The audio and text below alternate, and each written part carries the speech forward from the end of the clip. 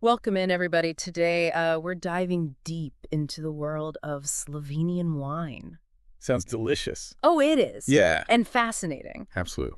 We've got research articles, historical accounts, tasting notes, Wow. all sorts of things to really give us a 360-degree view, A picture. yeah, of Slovenian wine. You love it. So get ready to impress your friends at your next wine tasting with Yeah. some serious Slovenian knowledge. I'm excited for this one. It's amazing to me how Slovenia has kind of flown under the radar Right. when it comes to wine for so long. Yeah. I mean, they've been making incredible wines for centuries. Centuries. I was blown away Yeah. when I saw that it goes back like 2,400 years. Isn't that incredible? I had no idea. That's older than the Roman Empire. We always think of, Romans as the wine pioneers. Right. The Celts were already cultivating grapes in this area long before Rome even existed. That's wild. So we've got the Celts and the Romans come in, and then it just keeps going, right? Mm. Monasteries, noble families, the Austro-Hungarian Empire. Yeah, you can't forget about the Habsburgs. Oh, yeah. And then even Yugoslavia. It's layer upon layer of history. Exactly.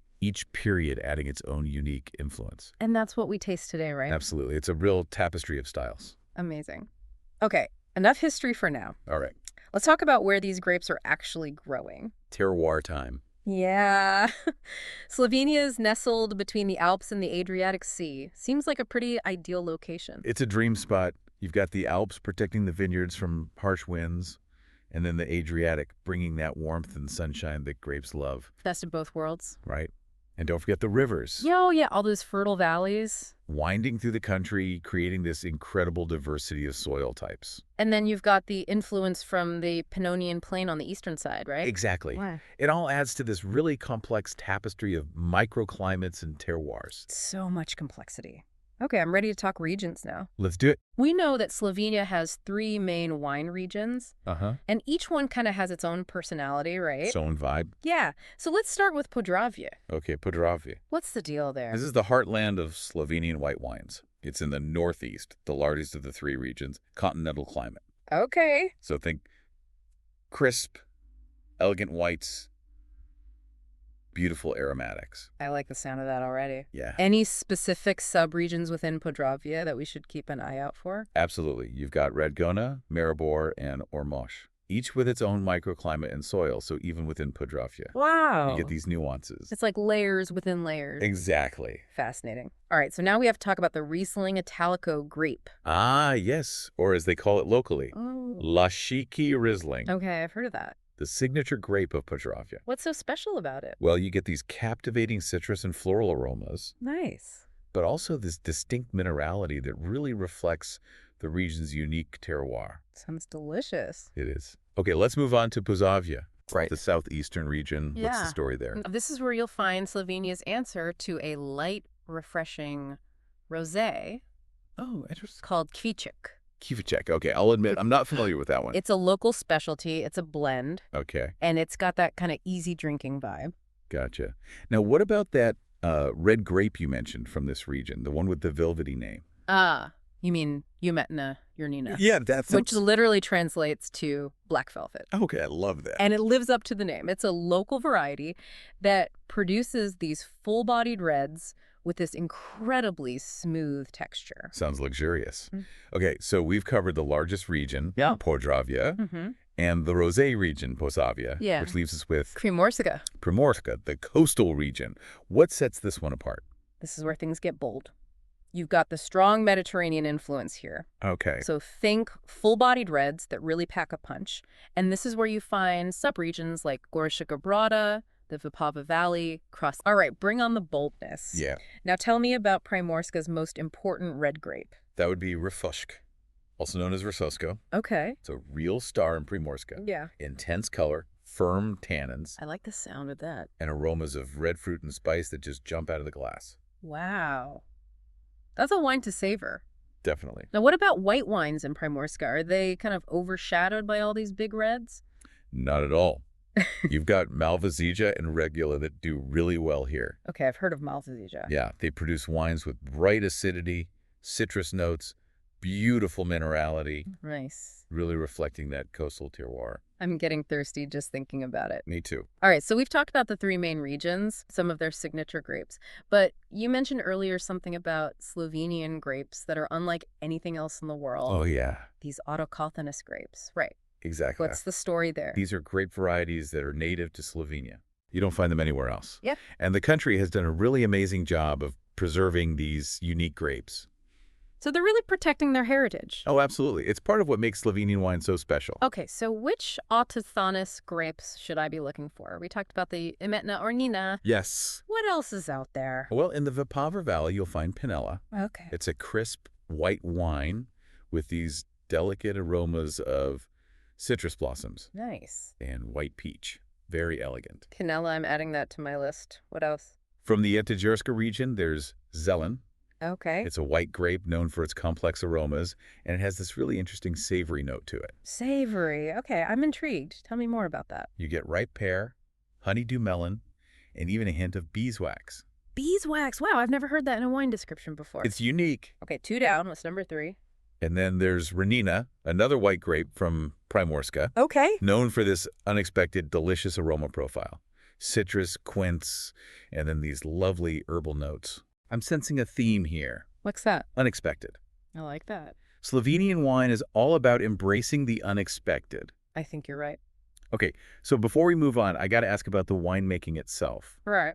It seems like Slovenia strikes this really interesting balance between tradition and innovation, right? Yeah, it's this beautiful bridge between the old and the new. So tell me about the traditional side of things. What kind of methods are they using? Well, Slovenian winemakers have this deep respect for traditional methods like fermentation in wooden vats Okay. and aging in Slovenian oak barrels. There's this real sense of history and heritage in their approach. Yeah, you can taste that. Right. Absolutely. So what about the modern side? How are they innovating? They're also embracing modern techniques like temperature control Right. and using specific yeast strains, all to enhance quality and consistency. So it's not one or the other? Nope. It's both. It's the best of both worlds. And that's what makes it so compelling. Okay, wow. We've covered a lot of ground in this first part. Oh, right. We've gone through Slovenia's history, terroir, diverse wine regions, and even got a taste of these intriguing autochthonous grapes. A whirlwind tour. But stay tuned, because there's more to come. In the next part, we'll delve into the Slovenian wine classification system. We'll get into the nitty-gritty. Yeah, and uncover how they ensure the quality and origin of their wines. And we'll also explore the exciting world of Slovenian enoturism. Because who doesn't want to sip wine surrounded by beautiful vineyards? That's what I'm talking about. Sounds like we're just getting started. We are. So in the last part, we were talking about those incredible grapes, the ones that are native to Slovenia and The autochthonous variety. yeah, the autochthonous grapes. And I'm wondering, like, how do they protect the Yeah. authenticity of Yeah. these wines? Like, you see. That's where the Slovenian wine classification system comes in. Okay. It's all about guaranteeing the origin and the quality of the wine, Gotcha. making sure that what you're getting really reflects the place it came from. Okay, so break it down for me. Right. How does the system actually work? It's similar to what you see in other European countries Okay. with two main categories, PGI and PDO. Okay, and remind me what those stand for. So PGI is Protected Geographical Indication, Okay. and PDO is Protected Designation of Origin. All right, and so what's the difference between the two? Think of it like this. PGI is like having a regional recipe. It'll have certain characteristics, Okay. but there's a little bit of wiggle room. Okay. PDO is like having the original handwritten recipe passed down through generations. Okay. It guarantees that authenticity, that very specific connection to a place. So it's like PGI is kind of like a guideline, but PDO is the real deal. Yeah, the gold The standard. gold standard. Okay, I like that. So if I see that PDO label on a bottle of Slovenian wine, Mhm. I know that I'm getting something that's truly authentically connected to its place of origin. You got it. Okay. Now, are there specific PDOs within those 3 regions that we talked about earlier Oh, absolutely. that, I should be on the lookout for? For sure. So, for example, in Podravia, you'll find PDOs like Redgona, Maribor, and Ormož. Okay. And each PDO has its own set of rules. Okay. So the wines really express the character of that particular area. It's like a system of checks and balances Right. to protect that Slovenian wine. Absolutely. They take their wine seriously. They do, and it goes even further than PDOs. Oh, really? There's this special category called ZGP. ZGP. Yeah, it stands for Superior Quality Wines. Superior quality. Now we're talking. What makes a wine ZGP worthy? These are the wines that represent the top tier of Slovenian winemaking. Okay. They have to meet even stricter criteria than PDO wines. So give me an example. So, for example, the grapes have to come from a single vineyard Wow. with very specific soil and climate characteristics. So they're really picky. Very picky. And yields are lower, so the grapes have more concentrated flavor. Ah, so it's like a limited edition. Exactly. It's a real testament to the winemaker's skill. And their dedication. Absolutely. This whole classification system is fascinating. I mean, it really shows how dedicated Slovenia is to preserving Their heritage. their winemaking heritage. Yeah. And it's not just about the regulations and classifications, right? Like, wine is, The way of life. yeah, it's woven into their culture. Absolutely. And that's what I love about this deep dive. It's not just the technical stuff. It's about the people, The the passion. Yeah. It's about the whole experience. And, you know, it reminds me of something that you mentioned earlier. Enotourism. Yeah. Is Slovenia a good destination Oh, it's fantastic. for wine lovers? Slovenia is a hidden gem for enotourism. You get to experience the beauty of the vineyards firsthand. Okay, so paint me a picture. What does that look like? All right, so imagine rolling hills, charming villages, stunning mountain views. It sounds idyllic. It is. And then there are festivals like the Maribor Old Vine Festival. Okay, tell me about that. It's dedicated to the world's oldest vine, which is still producing grapes after more than 400 years. Wow, 400 years? That's older than some I countries. know, that's incredible. So you've got these beautiful landscapes, festivals. What else? And don't forget about the historic cellars. Oh, yeah, the cellar. Some of them date back centuries. Wow. It's like stepping back in time. You can learn about traditional winemaking techniques, explore these underground cellars, and sample wines straight from the barrel. And the food, right? Yeah. Gotta talk about the food. Oh, the food is fantastic. Give me some like classic Slovenian dishes. Slovenian cuisine is this amazing blend of Alpine, Mediterranean, and Balkan influences. Okay. So you'll find dishes like jota, which is this hearty sauerkraut and bean soup, Okay. a strupci, which are rolled dumplings with savory or sweet fillings, Oh, interesting. and then, of course, krashi prat, Krashy Prout. which is air-dried ham. Amazing flavor. Wow. It all sounds delicious. Okay, I'm sold. Slovenia is officially on my bucket list. You won't regret it. So what is it about Slovenian enotourism that makes it so special? You know, it's that focus on the slow food movement. Okay. Everything is about savoring the moment, appreciating the quality, connecting with the people and the land. It sounds like the perfect place to just unwind do. and disconnect. And that philosophy, that carries over to the winemaking as well. Right. It's not about mass production. It's about crafting these wines that express the unique character of the land, Yeah. the passion of the people. It's a reflection of their culture. It really is. And speaking of which, in the next part, we're going to actually taste some of these wines. The moment we've all been waiting for. Get ready for some unique flavors and surprises. Can't wait. This is going to be good. Okay, I am ready for this. Me too. It's tasting time. It is. Let's see if these autosonophonous wines live up to the hype. I think you'll be impressed.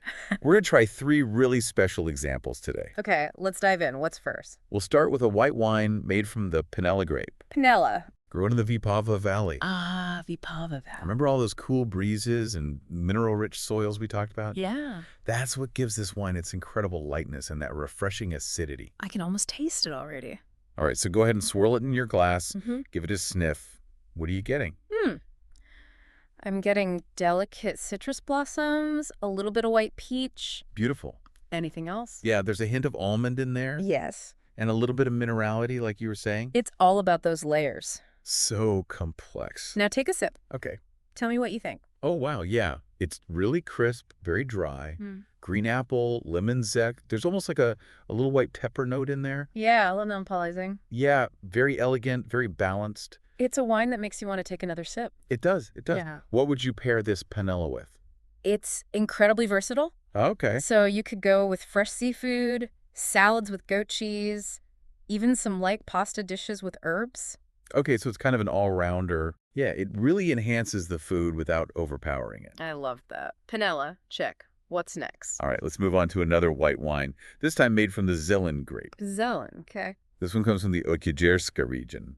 A bit warmer climate than Vipava. Okay. So the wines tend to have a bit more body, a little richness. Now, I remember you mentioned that Zelen has that unique savory note. It does. What exactly does that mean in terms of, like, what I should be smelling and tasting? All right, so give it a swirl and a sniff. Okay. What are you getting? Okay. I'm definitely getting ripe pear, honeydew melon. There's a little chamomile in there. Yeah. And yeah, I think I'm getting that beeswax. It's subtle, but it's there. It's there. Wow. Okay, now for the taste. All right, take a sip. Oh, yeah. What do you think? It's dry.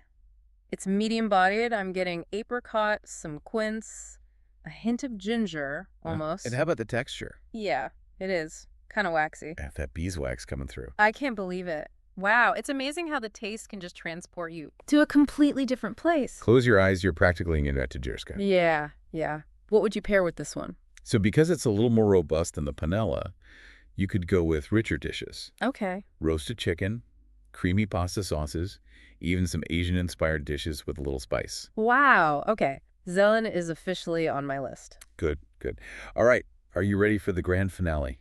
I've been waiting for this. The Chemetna Ronaine. The black velvet wine. Let's do it. This one comes from Posavie, Posavie, right? continental climate with those Mediterranean influences. Okay, bring on the velvet. What should I be looking for here? So swirl it around, give it a good sniff. This one's going to be different. Oh, yeah, it's completely different. What are you getting? Lots of dark fruit. Black cherry, plum, there's some licorice in there. Keep going. A little bit of tobacco and leather. Wow. It's intense, right? This is intense. Okay, all right, time for the taste test. All right, let's see what you think. Oh, yeah. That's different, isn't it? It's so different from the white wines. Tell me about it. It's dry, it's rich, blackberry, dark chocolate, black pepper. And the tannins. They're there, but they're so smooth. That's that black velvet texture. Yeah, it lives up to its name. This is a wine for a cozy evening by the fireplace. It is. What kind of food would you pair with this? Oh, I think this would be perfect with some grilled meats, a Definitely. hearty stew, maybe some aged cheeses. Yeah, something that can stand up to those bold flavors. Slovenian wine has officially blown my mind. We've learned so much about this country. Me too. It's been a journey. From the ancient roots to the modern winemaking and those incredible Autophiladianus grapes. It's a testament to their dedication to quality and tradition. Absolutely. Well said. I feel like we've only scratched the surface here. There's always more to discover. There is. And I can't wait to explore more. Well, that wraps up our Slovenian wine deep dive. Cheers. Cheers to that. I hope you've enjoyed the journey as much as we have. Absolutely. And until next time, happy exploring.